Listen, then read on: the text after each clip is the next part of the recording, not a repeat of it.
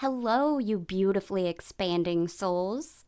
Welcome back to The Expanding Soul, a place where we explore growth, healing, and what it really means to become the best version of ourselves. I'm your host, Kristen, and I'm so grateful that you're here with me today. Today's episode is one that many of you might deeply resonate with, whether you've called yourself this before or not. We're talking about something that has become really popular lately, being an empath. This is something that I personally resonate with, and I'm excited to dig into it on a deeper level with you. Today we're going to explore what being an empath actually means, signs you might be one, and most importantly, how to protect your energy without shutting your heart down. So if you've ever felt like you absorb other people's emotions, you feel drained after being around certain people, or like the world just feels too much sometimes, then this episode is for you. Let's get into it. Let's start by defining empathy. Empathy is a human being's ability to relate to another person's emotions. This is what we use when we're trying to view something from another person's perspective and really tune in to how it could be making them feel. Now, an empath is someone who seems to live in that state of empathy all of the time. Empaths move through the world based on their feelings. They seem to take on the emotion of whoever they're interacting with. So if a heartbroken friend is confiding in them, they too may feel the pain of the heartbreak. Or if they're around someone uplifting and loving, they seem to embody those traits and spread them out even stronger. It's really an incredible ability that can allow you to really connect with others on a deep and intimate level. Empaths in general are some of the most passionate, deeply caring, and intuitive people. But with everything that is beautiful, there's also a side that isn't as pleasant. Sometimes that intense empathy can bring on negative effects to the empath, like if they're around someone angry or sad or anxious. Those can spread to them too. So it's really important for empaths to protect their own energy. Without protecting their own energy, it's easy for an empath to experience problems with their mental health because they're just constantly taking in all of this energy, good and bad. And it's hard to distinguish what feelings are really theirs and what feelings may be someone else's. Energetically, any negative energy may feel exhaustive and depressive for the empath. Sometimes it can be a confusing process for the person to learn how to tell when their feelings end and another person's feelings begin. Before I go further into this, I do want to say something very important. And that's that being an empath is not a weakness. It's a superpower.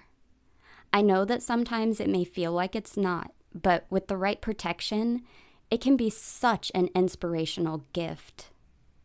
Now that we know what an empath is, let's talk about how to recognize if you may be one. I'm going to go over 10 signs, and if some of these resonate with you, you may be an empath. The first sign is one that I relate to so much, and that is being told that you're too sensitive. A classic empath experience is to hear things like, you're too sensitive, or you're overthinking everything, or you're too emotional. Let me be clear, you are not too sensitive. You're just more sensitive than the average person. And if the average person isn't willing to understand how your brain works, they probably aren't worth having around anyway. There are other people out there that are like you. Get out there and find your people. The second sign that you may be an empath is if you experience sudden, strong emotions that don't feel like yours. So 1 minute you're completely fine and neutral, and then the next, an intense wave of anxiety or fear comes over you. You may even experience physical sensations along with it, like heartache or even crying. This is when empaths can sometimes lose control and do or say things out of character that they really don't mean. That's why energetic protection is so very important for every empath. The third sign is that you seem to be an unofficial counselor to all of your friends and family, or even strangers. People may unintentionally just release everything on their mind to you, or friends may seek you out specifically anytime they need help. You've likely been told you're a good listener, or perhaps even been told you should become a counselor or a therapist. It's nothing you do or don't do, you just naturally seem to create an energy space where people feel safe and comfortable and like they can be themselves. The fourth sign is if you have the need to isolate or recharge after social situations. Even though you may really enjoy being social and outgoing, being around others may seem to drain you over time. So it's important to take the time you need to refill your battery. The fifth sign that you may be an empath is if you're too kind for your own good. You may have a hard time saying no to people because as an empath, you know how it feels to be rejected, and you don't want to put someone else through that. So because of that, you might end up prioritizing other people's needs over your own. This can lead to not being able to create and maintain healthy boundaries with others, or even allowing toxic people into your life. But by becoming aware, you're already on the first step toward embracing your abilities and establishing those healthy boundaries. The sixth sign is if you're very sensitive to your own emotions. You may feel your emotions at a very deep and intense level. Confrontations or arguments can really drain you and leave you feeling exhausted. You may also be more sensitive to past traumas and feel those heavy emotions when you get triggered. Although having such strong emotions can make you feel like you aren't normal, it also has powerful and transformative abilities. Use your emotions to change the world around you by mastering your empath abilities to embody an energy of love, happiness, and safety. Allow that energy to radiate out into the world around you. The seventh sign that you may be an empath is that you're strongly impacted by other people's pain. You may feel that pain in a way that feels unbearable. You may feel called to help ease the suffering of others by working or caring for others or for nature. You may live your life as to not inflict pain onto anyone else because you truly know how it feels. The eighth sign that you may be an empath is if you seem to be a good mediator or peacekeeper. Have you ever helped two friends out of a disagreement with communication? Or maybe you've helped two conflicting coworkers find a place of peace. Empaths are great communicators and seem to have the ability to help verbalize another person's emotions or intentions in a way that promotes growth. The ninth sign is if you feel sensitive to things that are left unsaid. Like if you are talking to someone that keeps telling you they're fine, but you can feel that they aren't fine. Or this could also mean that you get intuitive feelings about a person's motivations. Like, have you ever met someone that you just didn't like even though everyone else did? And then later they do something to prove that that gut feeling of yours was correct? Empaths are very instinctive and insightful. The 10th sign that you may be an empath is that you truly understand where people are coming from. You may have the ability to create any situation a person may be going through in your mind so that you can really relate like you were going through the exact same thing. And because of that, your communication with others is really understanding and supportive. Now, if you're sitting here thinking, wow, that is me, let me tell you that you are not alone. So many of us have felt exactly as you do now. And it is possible to create healthy boundaries and use your empath abilities for things that serve you. Let's talk about how we create those healthy boundaries and really take care of ourselves as empaths. It's easy for us to go into a place of emotional overwhelm where we shut down. In order to avoid that, we must create and maintain healthy boundaries. Dr. Judith Orloff recommends 4 ways to start creating healthy boundaries. The first is to say, I have the right to say a loving, positive no or no thank you. Just because someone asks something of you does not mean you have to do it. As an empath, it's hard to say no because you don't want to disappoint people or make them feel rejected. Say you've been invited to a party, but you've had a really long week and you're just exhausted. So if you go, you know you'll try to look lively and have fun, and then end up leaving completely drained. You have to start prioritizing yourself and what your body needs. The second way is to say, I have the right to set limits to how long I'll listen to other people's problems.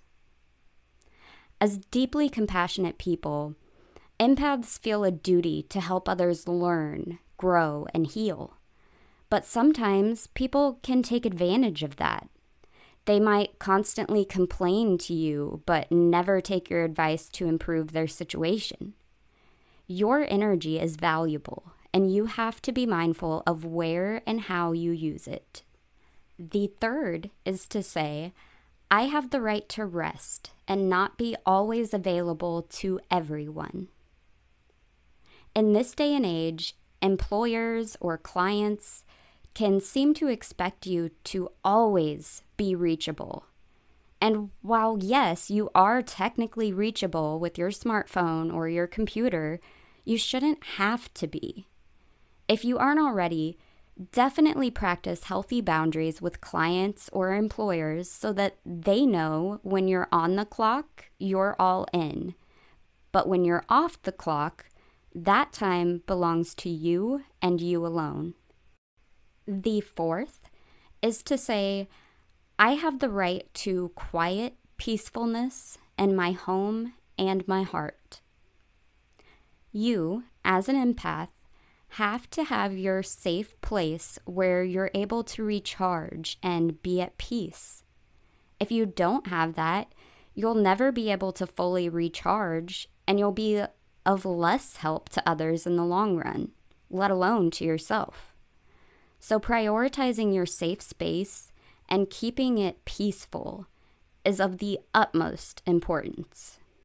Like I said, these are just a few ways to practice healthy boundaries, but there are many more I could suggest, like pausing and asking yourself if what you're feeling is yours or someone else's, grounding yourself, and giving yourself permission to walk away. These changes are big life changes, though. They don't just happen overnight. So give yourself the time you may need and just try to perfect one boundary at a time. It may feel slow, but real progress is slow, gradual, and consistent. So just be patient and allow things to come together as they're meant to. I do want to walk you through a quick journal exercise to help you identify possible areas where you need to form better boundaries for yourself as an empath. If you're listening to this in a spot where you can't take a moment, maybe you're driving or at work or something, just save this episode for later. Okay, so go grab a piece of paper or your favorite notebook and something to write with. Now let's take a moment to clear our minds and set an intention to identify opportunities we can improve our empathetic boundaries. Know that this is a safe space where you can express yourself openly and honestly. There are no right or wrong answers. Now create a list of every emotion you've felt in the last 7 days. Did you have a moment of laughter with a friend? Are there any times you may have cried? Times you felt loved? Times you felt angered? When your list is complete, go back through each item on the list one by one and reflect on it.